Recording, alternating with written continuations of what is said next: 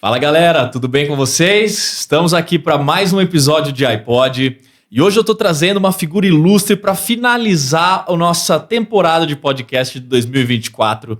Uma pessoa que eu admiro, que esteve na minha banca de TCC, que além de ser um professor maravilhoso, é também um colega de profissão. Mas então, gente, sem mais delongas aqui, que vocês conheçam o Marcos Lar. Marcos, muito bem-vindo. Gustavo, obrigado. Obrigado primeiro pelo convite. Me sinto honrado estar aqui participando com você. É muito bom ter um ex-aluno agora como colega de profissão. Fico até emocionado pela fala introdutória. E, cara, para mim, de verdade, é um prazer ter você aqui. Nós tivemos o Henry também, um outro colega de profissão. A gente fala muito sobre segurança da informação. A nossa ideia hoje é falar um pouco sobre segurança da informação, falar sobre software livre, falar sobre tudo que envolve esse ambiente que hoje a gente vê tão imerso em maldade, né, por assim dizer, que as pessoas utilizam de subterfúgios para poder coletar dados alheios. A gente está falando também de segurança de dados especificamente. Nós estamos falando de pessoas que também amparam uma sociedade toda através dessa caracterização da inteligência da informática, né? Então, Marcos, se eu puder começar o nosso papo questionando quem é você, de onde você veio, como você veio parar aqui, por favor. Bom, assim como você, eu entrei na área fazendo FATEC, na época que só tinha o curso ainda de processamento de dados e texto, uns anos atrás, e comecei minha carreira como administrador de sistemas. Então, como administrador de sistemas, eu tenho 20 anos de experiência, tenho 12 anos como experiência na área de segurança da informação e 13 anos já lecionando na FATEC, na disciplina que você estudou comigo. Eu fiz segurança da informação, né? Para quem não sabe, eu sou formado em 3 formações diferentes. Eu tenho filosofia, que foi a mais recente, eu tenho segurança da informação pela FATEC e tenho, meu Deus, agora até eu esqueci aqui, administração pela Unisal. Então, cara, tudo isso, obviamente, construiu um portfólio de experiências que eu queria saber como foram as suas, né? Então, tendo essa experiência já como professor, trabalhando com a FATEC, trabalhando com outras instituições de ensino e também na parte prática, né? O que mostrou para você, o que foi brilhar os olhos na segurança da informação? Bom, eu comecei a carreira como um técnico de suporte. Então, eu instalava o Windows, formatava máquinas e tudo mais. E um belo dia eu fui promovido a administrador de redes. E eu lembro que o dia que eu entrei naquela sala, eu olhei aquele monte de servidor, meu antigo chefe, ele olhou e falou assim, olha, você está substituindo fulano cuidava dessas máquinas. Eu falei, tá, e o que a gente tem de documentação disso? Ele tirou um papel de uma gaveta, tinha uma senha de root ali. Eu falei, tá, agora eu tenho que aprender isso. Foi quando eu tive meu primeiro contato com o software livre. Então, o aprendizado foi a partir da dor ali, de ter uma rede para cuidar, sem saber como, então corri atrás da informação. E foi aí que eu tive o primeiro contato com um sistema chamado FreeBSD. Ali, aquilo me brilhou os olhos. Eu falei, isso aqui é interessante. Então, comecei a me aprofundar mais, acabei tirando certificação com o pessoal de Minas Gerais, inclusive um profissional excelente, ele faz parte de desenvolvimento do sistema mesmo. E depois disso, fui me especializando na área, comecei a cuidar mais da parte de segurança e acabou acontecendo essa transição de carreira. Então, hoje eu trabalho com o FreeBSD, o OpenBSD, que é um sistema mais focado em segurança, e eu tento levar essa experiência do dia a dia para dentro da sala de aula. Certo. Eu lembro da entrevista com o professor Henry, ele comentando do IPv6, isso é uma coisa assim, que na disciplina, eu pego esse primeiro quesito. Então, assim, os alunos vão configurar um servidor, ele já vai ser configurado com o V4 e com o V6. Isso é pré-requisito da disciplina. Então, todas as atividades eles fazem em cima do IPv6 e a ideia não é só subir um serviço, mas subir um serviço com segurança. Exato. E quando eu lembro ainda das aulas do FreeBSD, né, foi o meu primeiro contato com o FreeBSD, que é uma plataforma Linux, né, Unix no caso, né, Linux é uma variação. Mas dentro desse contexto de conhecer coisas novas, eu acho que você já começa um trabalho muito interessante, não só com o FreeBSD, mas com toda essa família, né? Eu também fiz o meu trabalho de casa e fui pesquisar, né, a variação que existe dentro da família BSD hoje é absurda, né? Não sei se eu conseguiria nem trazer mais exemplos, talvez você consiga fazer isso com mais propriedade, Mas é interessante que muitas vezes a gente imagina que o software livre ele seja menos seguro do que o software proprietário, por licença e tudo mais. Mas você consegue desmistificar um pouquinho isso para a gente? Porque eu acredito que o software livre seja tão seguro quanto hoje. Sim, especialmente alguns sistemas, tá? Falando do OpenBSD especificamente, ele tem toda uma auditoria de código feito pelo time de desenvolvimento. Então você tem uma segurança a mais. Se tem alguma aplicação que não condiz com as diretrizes do projeto, essa aplicação é retirada de dentro do sistema. Então, nesses anos de experiência, algumas aplicações que a gente utilizava foram removidas assim. E por que foi removida? Porque eles não atendiam algumas diretrizes. Mas mesmo o sistema BSD ou sistemas Linux, o código-fonte é aberto. Então, você pode olhar o código-fonte do sistema. Ao mesmo tempo que programadores, pessoas estão lá olhando o código, buscando vulnerabilidades, reportando essas vulnerabilidades. Então, tem um time bem grande de pessoas ali acompanhando esse desenvolvimento. E dentro desse contexto, você trouxe para a gente, né, o início da sua carreira como administrador de sistemas. Você ainda é administrador de sistemas hoje, Sim. Né, especialista em segurança da informação e administrador. Hoje você se vê numa área muito mais prática ou numa área mais teórica? Você tem feito mais documentação ou mexido no bit byte lá? É um misto, é mais o dia a dia mesmo de administração e todo serviço novo, coisas novas que a gente está subindo, existe toda uma documentação que se eu precisar replicar esse processo ou alguém fazer o que eu estou fazendo, tem essa parte documentada.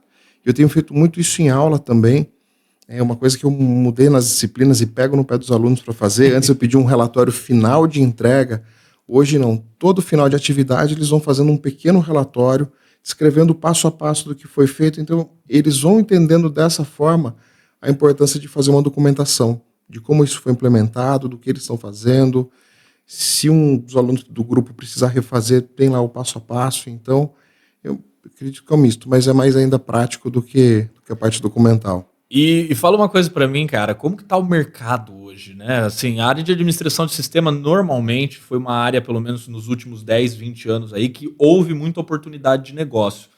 Hoje eu não sei como isso tá, porque pelo menos na área de hardware especificamente, que era a minha área de atuação, eu tenho visto muita evasão, né, de divisas aí, que as pessoas que trabalhavam ou que eram profissionais dessa área de hardware, de manutenção, estão saindo e procurando outras oportunidades. Como que isso está em software hoje?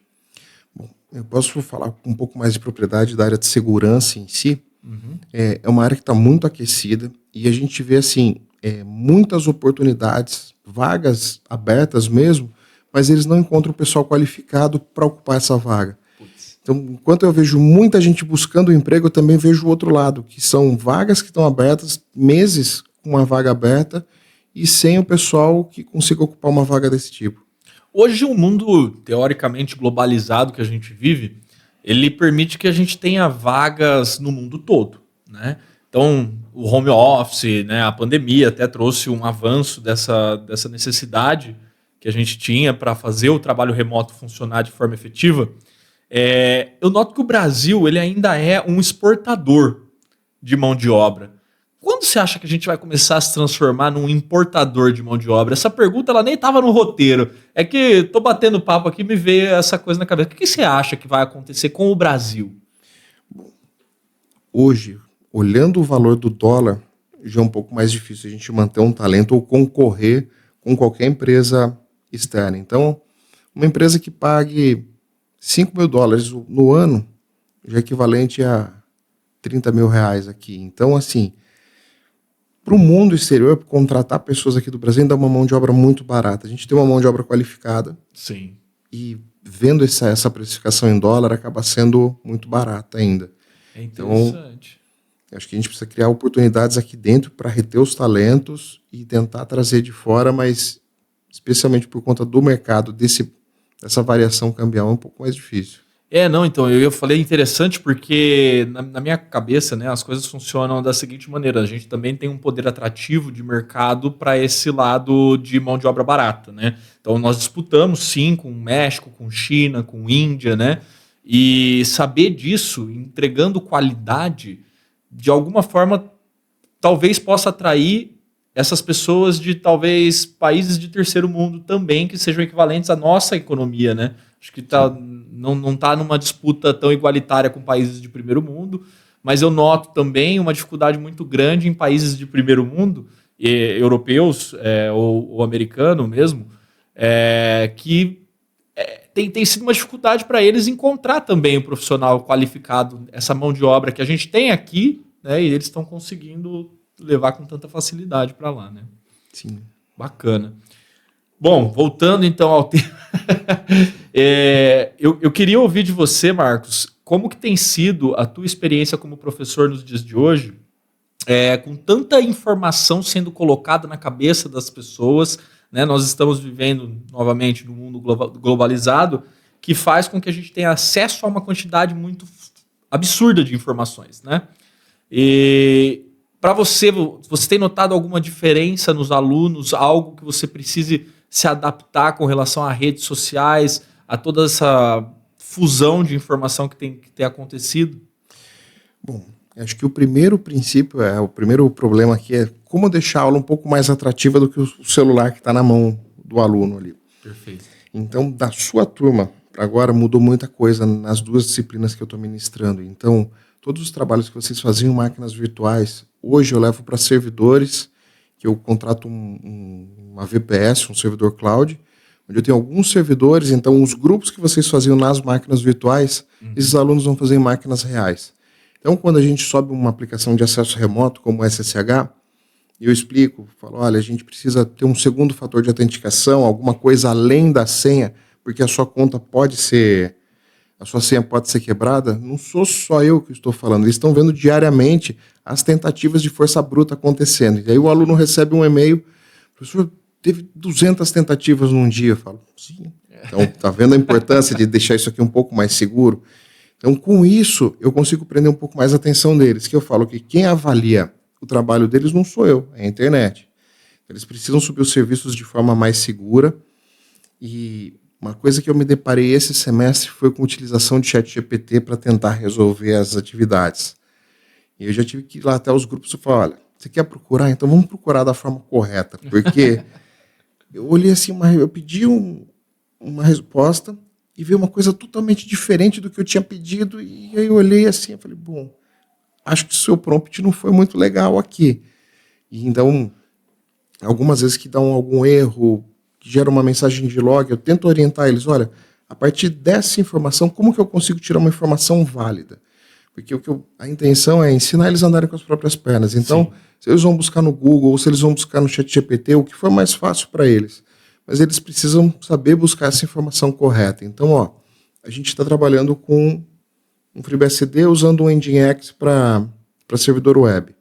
Mas se você achou uma página que está ensinando a configurar uma página, não vai te resolver. Você precisa pelo menos começar a buscar o seu sistema, buscar esse erro e tentar chegar nessa informação. Acho que esse é o maior desafio hoje. Eles estão tão inundados de informação e eles querem já resolver na hora, então pegar aquela primeira informação e tentar aplicar, e isso não funciona. Cara, eu lembro da sua aula, tô rindo sozinho aqui por dentro, porque obviamente que como um bom aluno, todo o ano também houve alguma necessidade de fazer uma pesquisa, de buscar no Google, né? E obviamente que a gente não está fugindo dessas ferramentas atuais de utilização, de busca, né? E o ChatGPT sendo mais uma, eu só entendo que o ChatGPT, ele não necessariamente viola, mas ele coloca em xeque um dos pilares da segurança da informação, que é a integridade da informação. Então o cara vai buscar ali algo que você perguntou, mas ele usou um prompt que não é muito correto, ele vai ter uma resposta um tanto quanto diferente, como você bem disse. Hoje, a gente está criando um mundo no qual a inteligência artificial tem um papel crucial, né? Ele ainda é um mundo em desenvolvimento, a gente tem muita coisa acontecendo, obviamente, mas eu queria que você dissesse como você tem interpretado não só o uso do ChatGPT, mas da inteligência artificial, de repente, também no FreeBSD, por exemplo, nessa integração da disciplina. Você leva isso para dentro da sala de aula também? Você está apresentando isso para os alunos? Não, isso ainda não. Eu ainda estou estudando sobre o tema. E o que eu tento explicar para os alunos é para eles terem muito cuidado na hora de fazer pesquisas, nesses prompts, nesses chats com inteligência artificial, é de você não revelar informações de dentro da organização. Eu já vi casos assim, onde o pessoal coloca uma planilha Excel ali com todos os dados, coisas da organização e pede para ajudar a fazer uma fórmula. Ou então, um simples arquivo de log, onde você copia uma linha para pedir para ele resolver uma informação para você está expondo seu endereço IP, você está expondo algumas informações internas.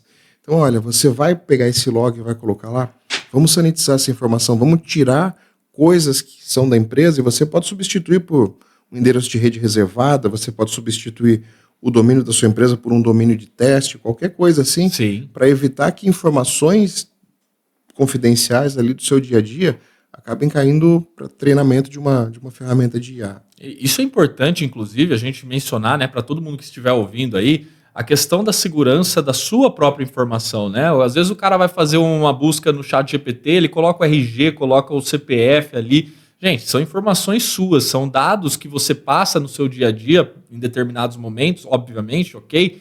Mas é informação própria que está indo para o treinamento de uma IA, que pode ser utilizada como referência para mau uso, né? Então, informação sensível não vai para IA, vamos tentar manter isso longe, né? Sim. E o que eu estava lembrando aqui também de uma história que você contou do pendrive que caiu na frente da empresa, né? Não sei se você lembra ainda dessa história. Lembro. Então, fala um pouco disso. Como que funciona essa questão da engenharia, né, também? Bom, quando a gente começa a falar de vulnerabilidades, de riscos assim para o usuário, um deles é a engenharia social, então, onde a pessoa mal intencionada ela vai utilizar de diferentes técnicas para tentar bypassar os controles da empresa. Então, uma forma mais fácil de fazer isso é chegar em algum usuário, em algum funcionário dessa empresa. Então, por exemplo, já teve casos relatados, existem várias reportagens sobre casos desse tipo, onde você coloca um software malicioso dentro de um pendrive e deixa ele jogado na frente da empresa, de algum lugar que você queira ter acesso. Um usuário desavisado pode pegar esse pendrive, alguém um pouco mais esperto vai avisar o pessoal de TI e falar, achei esse pendrive no chão, tá aqui. Outro, bom, vamos ver o que tem. Esperto na máquina, a máquina é contaminada por um malware. E a partir daí, pode ser o vetor de entrada para dentro dessa organização. Cara, isso para mim é maravilhoso, porque nós, enquanto seres humanos, nós somos curiosos, né? Então, você explorar a curiosidade humana é óbvio que ia ser algo uma das principais formas de você ter acesso a informações sensíveis e dados sensíveis, né? Então, gente, utilizando dessa dica, né? Se você encontrar um pendrive na frente da sua empresa ou se você encontrar um pendrive em qualquer lugar, seja menos curioso ou utilize das ferramentas próprias para fazer a obtenção daquele dado, né? E se respaldar, que também há meios de fazer isso, né? Mas eu só lembrei dessa história e achei que fosse válido a gente trazer para cá. Dentro de uma esfera de segurança da informação, que mais que a gente pode falar aqui hoje, além de engenharia social? A gente pode falar de exploit, por exemplo, de portas, como você falou, do SSH, né? Hoje tem porta padrão, o que seria interessante a gente não fazer? Você consegue dar mais algumas dicas para a gente? Bom, eu posso passar algumas dicas aqui do que eu falo em sala de aula também, de coisas que eu vou falando com os alunos. Não é só subir um serviço na internet. Então a gente vê que vários ataques que às vezes ocorrem na internet brasileira, eles não são a partir de máquinas infectadas ou máquinas invadidas. São serviços mal configurados. Então, se, por exemplo, você tem um servidor DNS dentro da sua rede, deixa ele restrito só para a sua organização ter acesso àquele sistema. Porque se você deixa um DNS um pouco mais técnico aqui, um recursivo aberto, que é o DNS que vai resolver suas consultas, e esse sistema está aberto para a internet toda, pessoas podem fazer consultas e direcionar a resposta para um terceiro, causando um ataque de negação de serviço. Então, uma dica é procurem sempre utilizar as opções mais seguras possíveis daquele software. E, às vezes, buscar soluções, buscar alternativas que a opção default é mais segura. Uhum. Por exemplo, o DNS, que é um assunto que eu abordo em aula. Eu poderia simplesmente usar o bind para a aula. Uhum. Ou eu uso uma duplinha que eu chamo de unbound e NSD. Por que eu faço isso? Porque se o aluno não souber configurar, é só fazer a instalação básica, ele é fechado. Então, para você ter opções, você precisa abrir essas opções. Uhum. Se ele não sabe o que é, ele não vai abrir porque ele não tem esse conhecimento. Então, o sistema em si o default dele ele é um pouco mais seguro. Se você instala um bind, é um pouco mais simples, você faz a instalação, tudo funciona. Só que várias opções que você precisaria fechar estão abertas e você precisa conhecer aquilo que você quer fechar. Sempre que você está utilizando um sistema de autenticação, é interessante usar um segundo fator, o que o pessoal chama hoje de MFA, que é um múltiplo fator de autenticação, onde você, além da senha, pode usar um token no seu telefone, pode usar um outro dispositivo para gerar esse token, esse segundo fator, receber um código por SMS, que se sua senha for comprometida, ainda você tem uma segunda etapa e ele não vai ter acesso à sua conta. Um negócio legal, cara, é que MFA é uma sigla que, tanto no português quanto no inglês, ela se mantém, né, cara? E isso facilita quando você está fazendo busca, que é Multi-Factor Authentication, né? E aí você olha ali e fala múltiplo fator de autenticação. Às vezes a gente tem no inglês a inversão, né, da ordem das palavras, isso é bem interessante que dá para manter. Mas questão de porta também, Marcos, né? A gente aprendeu na sua aula que, por exemplo, a porta padrão do SSH, gente, para quem está achando isso tudo muito técnico, é um pouco mais técnico mesmo o papo de hoje, mas para vocês entenderem, a gente vai fazer algumas analogias aqui. Por exemplo, a porta SSH, que é uma porta de comunicação de entrada, é por padrão a porta 22, né? Tem um número lá que você utiliza para fazer um acesso. Então é como se eu tivesse uma casa e essa casa tivesse o número 22 e todo mundo soubesse o que acontece naquela casa. Então ali rola apostas, né? Só que eu quero mudar a minha casa de apostas para um número que ninguém saiba que ali é uma casa de apostas mais, né? Então o número da minha casa vai deixar de ser 22 e ele vai ser, sei lá, 1064, né? Então, o que acontece nesse momento? A partir do momento que a pessoa tenta entrar na casa 22, essa casa 22 ela já não tem mais o que ela estava esperando ali. Só que na 1064 vai ter. Só que a chance de você conseguir acesso naquela 1064, né, é muito menor porque você não está tentando por já saber o que estava acontecendo lá. Essa analogia tem algum sentido? Tem, em parte sim, mas o mundo mudou um pouco. Certo. Então, assim, hoje, mesmo você tirando o servidor SSH de portas padrão, colocando em portas altas, portas diferentes, é questão de dias até alguém achar sua máquina de novo. Não vai ser aquele volume imenso de você deixar na 22, mas colocando em uma outra porta aleatória, e às vezes eu faço isso em aula, vamos mudar as portas aqui do servidor. E passa algumas semanas, a gente já está recebendo e-mail de novo. Eu falei, então, existem scanners automáticos rodando na internet, eles são capazes de varrer o espaço V4 inteiro em questão de minutos. Nossa Senhora. Então, é muito simples achar uma porta não padrão aberta hoje. Então, a gente volta no tempo. Se você tem uma conexão remota, um servidor de acesso, primeiro, preciso ter isso aberto para a internet toda? Se não for, fecho só para quem precisa acessar. Ou não, meu usuário pode acessar de qualquer lugar, é um pré-requisito que de qualquer lugar do mundo ele acesse. Então esse usuário vai ter um segundo fator, pelo menos uma chave, pelo menos um token, alguma coisa a mais além da senha, para ela não ser quebrada com a força bruta. Entendi. E, cara, vamos voltar um pouquinho para a essência da segurança da informação. Você consegue falar um pouquinho da triade da segurança da informação? Teoricamente, nós estamos falando aí da integridade, confidencialidade e acessibilidade, né? Então, se você puder explicar um pouquinho do que se trata cada uma, para que, de uma forma mais dinâmica, talvez, para que as pessoas consigam entender menos tecnicês, né? Para a gente poder falar assim, olha, então tá, o que eu preciso fazer com a minha informação é isso, eu preciso guardar, né? Uhum. Bom, então a primeira parte é assim, acessibilidade. Eu preciso dessa informação acessível. Não posso simplesmente pegar um dado, guardar num cofre e deixar embaixo da mesa. Porque a intenção é que os usuários tenham acesso a essa informação.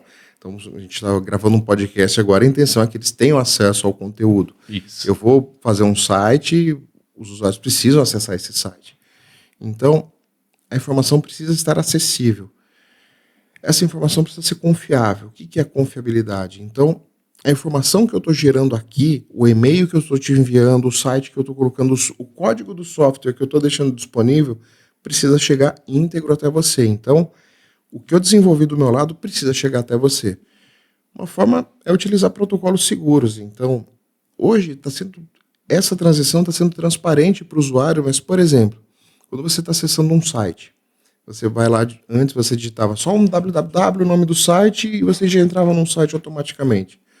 Hoje, você acessa um protocolo, o protocolo HTTP, ele está sendo substituído pelo HTTPS, que é você acessar um site de forma segura.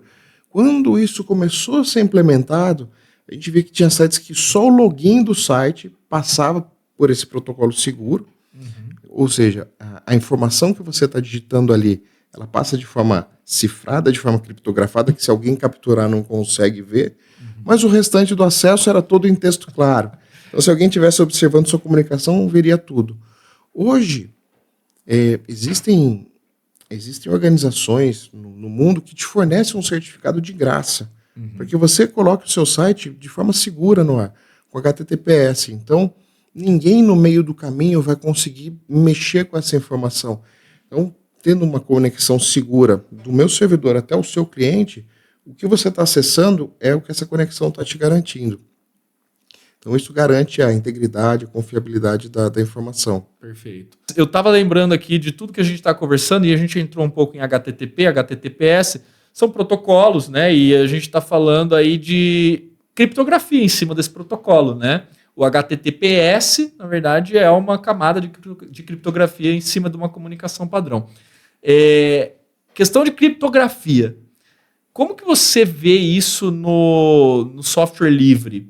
Porque até onde eu entendo, o RSA ou qualquer outra forma de criptografia, ela é pluralizada. Você pode fazer ela de várias formas. Você tem alguma preferência? Você tem alguma coisa que você passa em aula com relação à criptografia? O que você anda mexendo aí? Bom, a criptografia que a gente usa são softwares disponíveis. Então, não é nada sobre desenvolvimento de criptografia ou nada assim. É a utilização do que tem no mercado.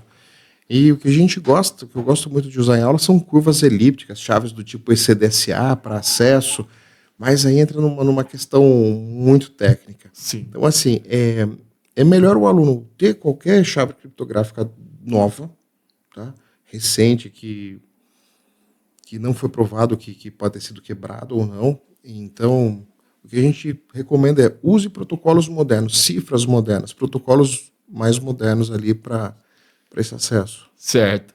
E, obviamente, quando a gente está falando de segurança, a gente também está falando de não só segurança de dados, mas segurança de pessoas, né? Porque, querendo ou não, a gente está falando de explorações de imagem, a gente está falando de explorações de ransomware, por exemplo, né? O sequestro de informações.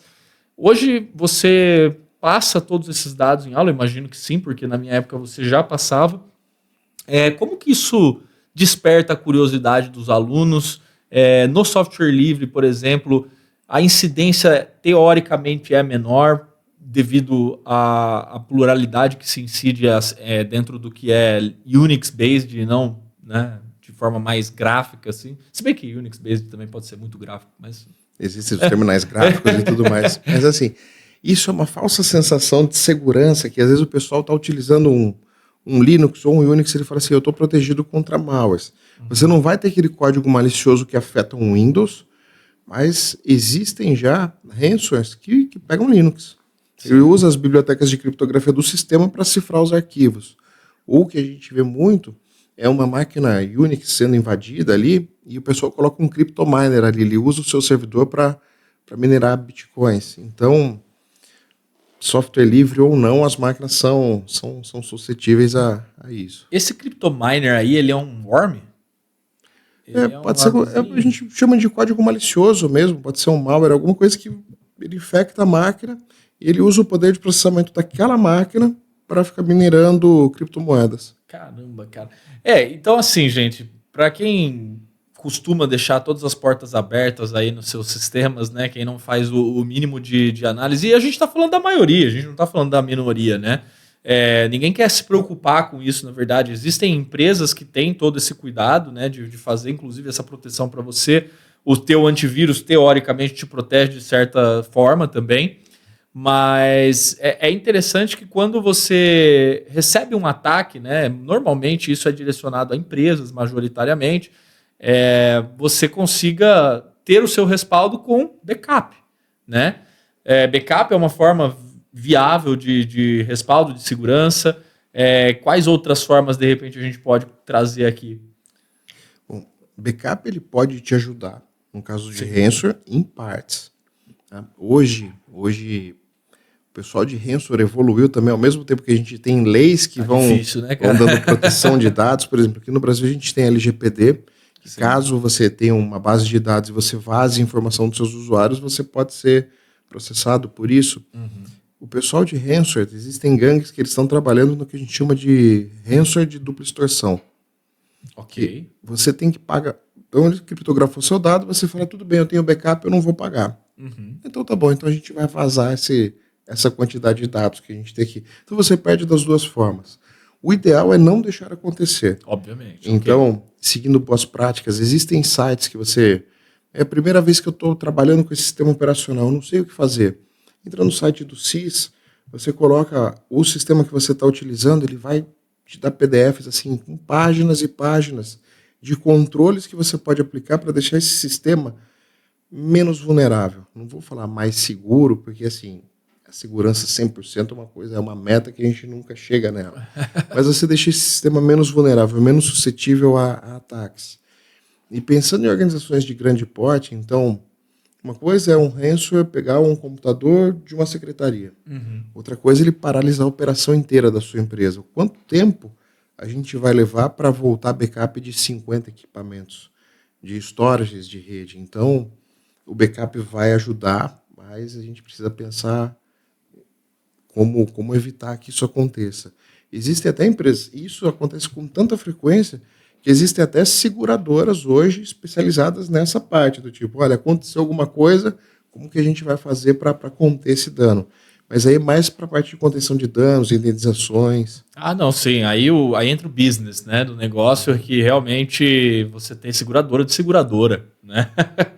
É interessante tudo isso que você está trazendo, porque você falou da LGPD também, que é uma Lei Geral de Proteção de Dados, a brasileira, uma cópia, talvez otimizada ou paralela à GDPR. Em suma, ela presta assistência aos usuários, às pessoas, com relação à sua própria proteção dos seus próprios dados, né?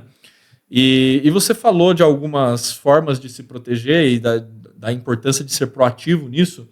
Eu queria que você talvez trouxesse para a gente alguns exemplos que venham à sua cabeça de situações que foram agressivas, né? Na minha cabeça vem logo a Target, que eu não me lembro especificamente qual foi a situação, mas eles também sofreram um ataque bem grande. Você tem alguma história aí?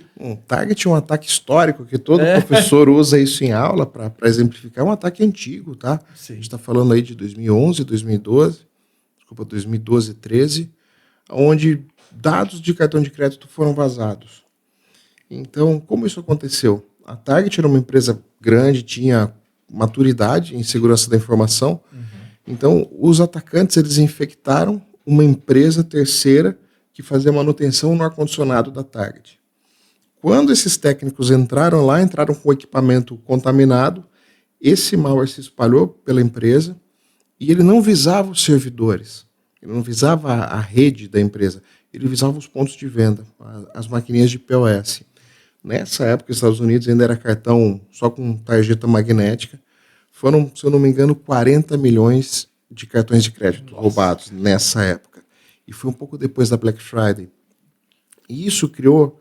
Existem relatórios falando sobre isso, mas cria um problema eles criaram um problema no ecossistema inteiro, porque você, dono de um cartão vazado que foi levado a público, isso a Target precisou assumir que esses dados foram vazados. Sim. Inclusive, eles foram avisados pelo FBI. Imagino que não é uma situação muito agradável de você um dia estar trabalhando, você recebe a visita do FBI avisando sua empresa está comprometida. Então a Target teve que ir a público e avisou que, olha, 40 milhões de cartões vazaram. Quando a gente pensa nisso, isso atinge um ecossistema inteiro, porque quem começou a tomar prejuízo foram os bancos depois. Que todos os usuários começaram a ligar, cancela meu cartão, quero uma segunda via. Cancela meu cartão, quero uma segunda via. E que você é uma instituição onde desses 40 milhões você tenha 1 milhão de cartões de crédito ali. E vamos chutar aqui que um custo para emitir um cartão custa R$10. Pronto. O tamanho do prejuízo que você teve sem participar de nada. Eu só tenho um cartão que o meu usuário utilizou ali. Então, outro exemplo, você comentou de ransomware, outro exemplo foi em 2017, 18, o WannaCry. Foi o primeiro ransomware assim, massivo que criptografou computadores no mundo afora. Então, esse pegou pesado. Isso mostrou a importância de ter uma segurança de informação adequada. E a gente não pode nem falar que que ele utilizou uma vulnerabilidade recente, porque as atualizações de Windows que corrigiam esse problema tinham sido lançadas 2 meses antes. Então, faltou também o administrador de sistemas ter feito aquelas atualizações. Entendo que em alguns lugares, janela de manutenção é um pouco mais difícil, mas é um evento que explorou uma vulnerabilidade de 2 meses atrás. Não, mas o que você disse é interessante, cara, porque quando a gente está falando de ciclos de janela de manutenção, nem sempre essas janelas de manutenção elas podem ser, de fato, utilizadas dentro de 1, 2 meses. Às vezes isso gera até 3 meses, mas cada vez mais a gente tem tentado, né, utilizar um schedule aí com menos de 1 mês, né? É comum que todo mês você faça uma atualização ali no mínimo, né? Eu tenho um colega de fretado, pegava ônibus junto comigo, e ele contando uma vez que um funcionário dele causou um prejuízo gigante para a empresa. Eles foram atualizar algumas máquinas e ele rebootou uma máquina.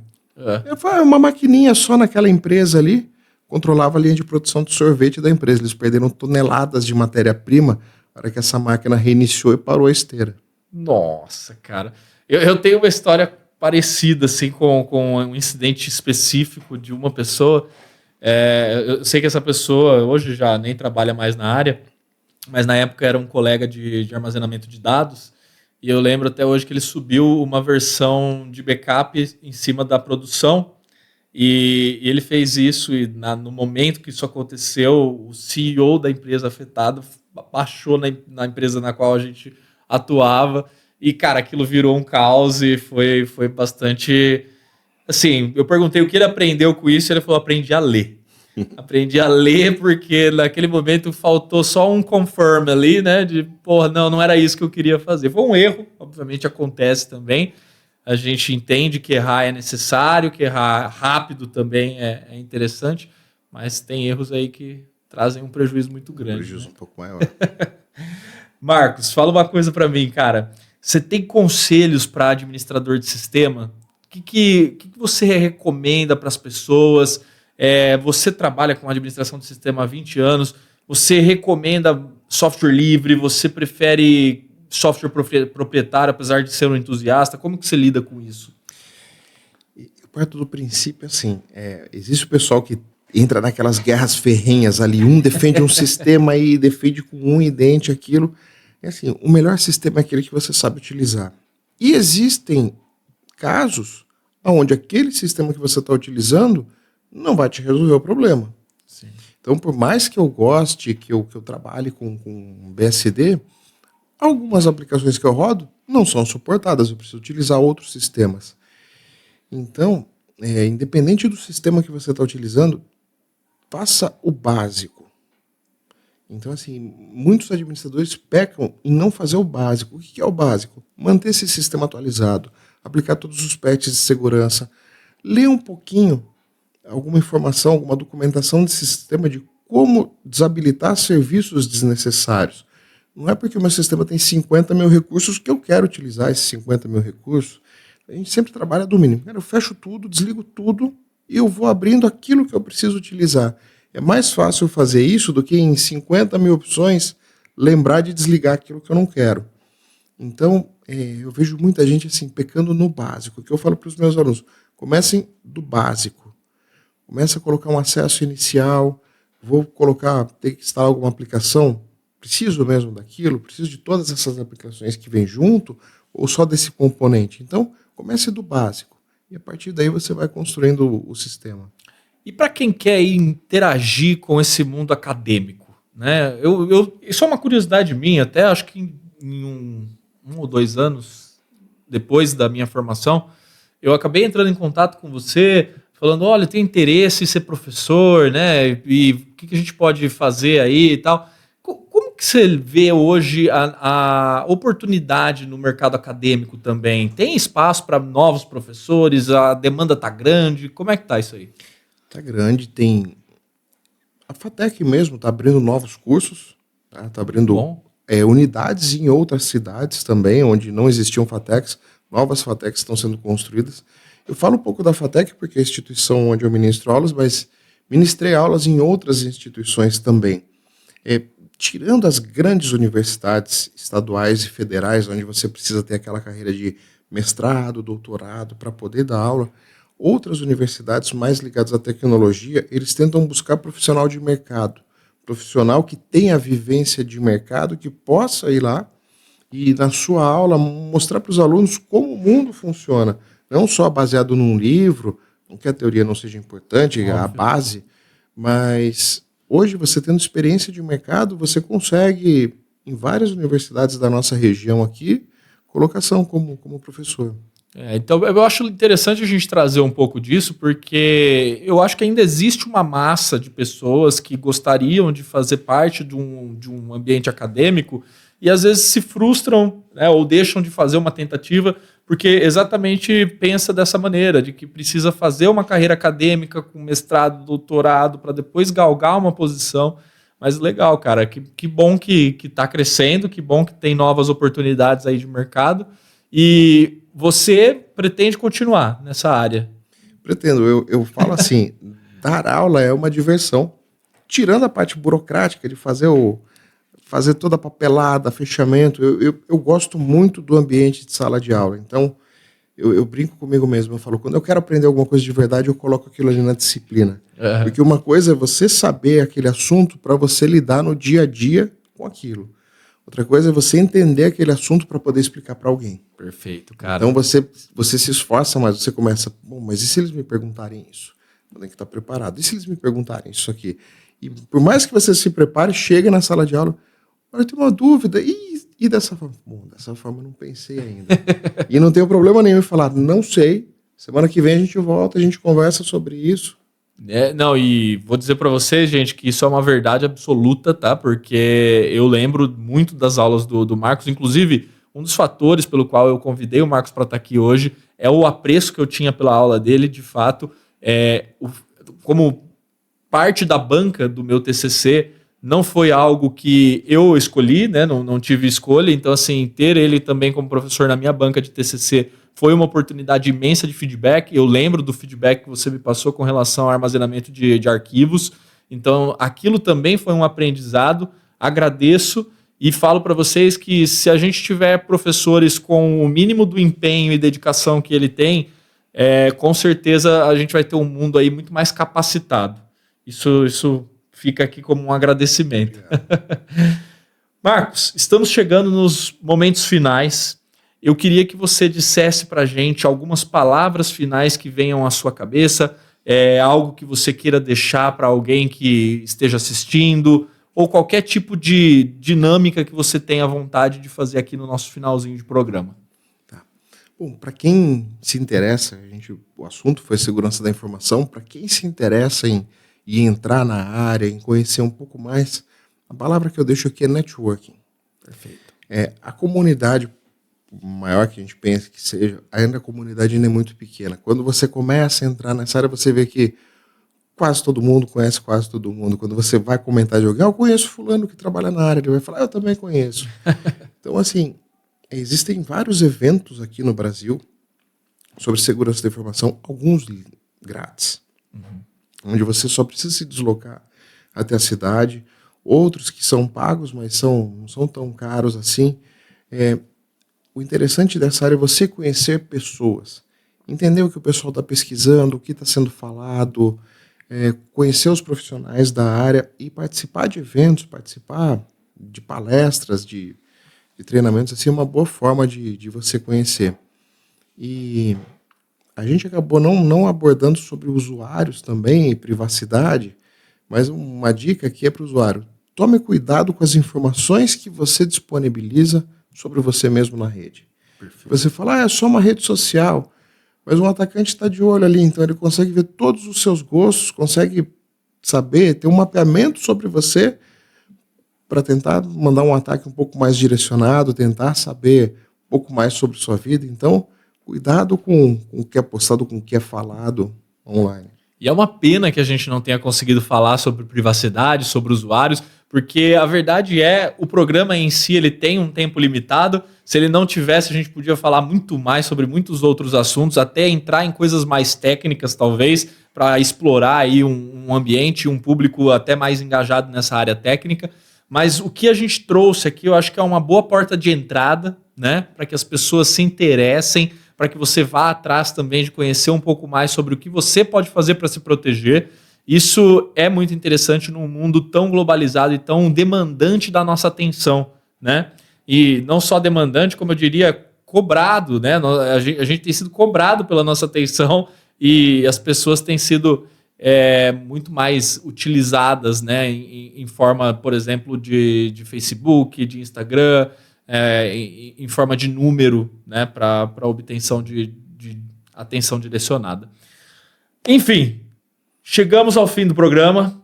Eu queria agradecer novamente os nossos patrocinadores, Fernanda Farali, odontologista maravilhosa aqui de Americana. Se você estiver precisando, Marcos, temos aí a Fer, que ela faz sorrisos maravilhosos, ela cuida muito bem da gente. Networking é a especialidade dela também, já que a gente está falando de networking aqui, ela conhece todo mundo. O Gustavo, como eu tinha agradecido ele no começo do programa, ele que me vestiu durante todos os 35 episódios, com esse daqui, inclusive. Eu não estou vestindo uma camiseta da Santo Moço hoje, mas estou com outras peças que não vêm ao caso a vocês que estão ouvindo. Mas eu queria muito agradecer essa parceria, porque foi incrível também. E, obviamente, a Cruzeiro do Sul Virtual do Polo de Americana Centro, que foi o nosso maior parceiro, que teve com a gente nos 35 episódios, que fez com que tudo isso pudesse acontecer com maestria e trazer personagens como você, como outras pessoas que foram tão magnanimamente selecionadas para estar aqui e trazer um pouco de conteúdo pro pessoal. Beleza? Gustavo, obrigado pelo convite. Novamente me sinto honrado de poder estar aqui, participar com vocês. Obrigado. O prazer foi todo nosso. Marcos, muito obrigado pela sua participação, cara. Tudo bom, gente? E não se esqueçam, o ano que vem a gente volta com muito mais conteúdo. Eu queria agradecer também a Fontase, estúdio de produções aqui, que foi maravilhoso comigo o ano todo. Os caras me flexibilizaram tudo que podiam aqui para eu poder fazer acontecer isso de verdade. Então, muito obrigado ao Yuri, muito obrigado ao Guilherme. Vocês são demais, cara. E é isso, gente. Lembrem-se sempre, I lead, you lead.